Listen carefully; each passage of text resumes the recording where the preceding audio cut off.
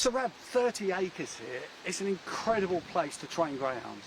There's always great potential, but I mean, there's been massive changes for I came here with Brendan.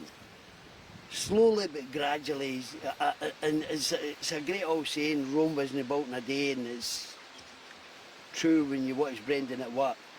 He just takes his time, but when he does do it, he does it right. He doesn't get in with half measures and say, I'm going to put this in, and it's, I mean, look at the kennels he's built.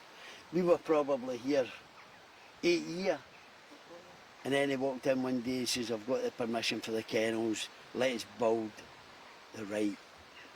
We're no bullshitting here. We're not going to just build on the kennels. And you know, they built a Hilton for dogs, didn't they?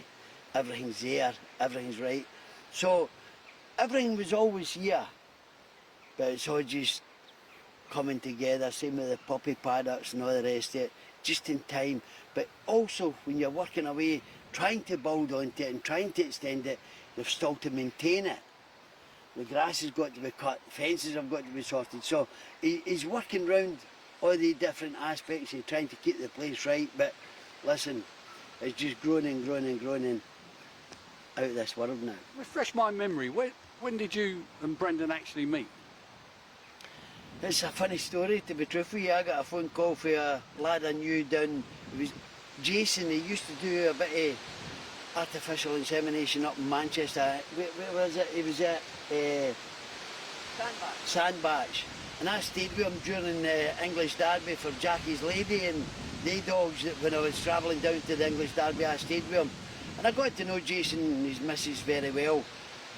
And if he ever sees this, I wish he would give me a call because I've actually lost his number and I'd like to speak to Jason again, you know.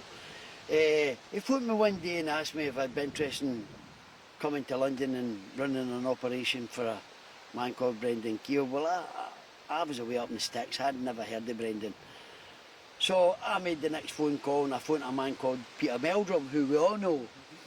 And I happened to phone Peter. I said, Peter, do you know a man called Brendan Keogh? Yeah. I started asking a few questions. He says, Rab, why don't you speak to him yourself? I said, well, I haven't got a phone number for him. He says, he's standing next to me. They were standing at Wimbledon together that night when I phoned Peter. So Peter put him straight on the phone, blah, blah, blah, come down next week and have a look. And it all just started. And I can honestly say, maybe he's had a few words to say to me and hasn't said them to me. But we've just got on with it.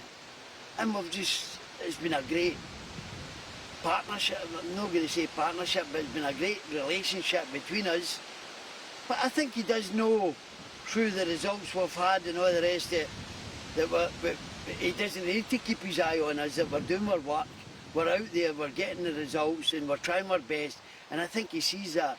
And as I've always said, Hobbs, if somebody's trying their best, they can't do any better. It's impossible. And that's what we always try to do, try and do our best.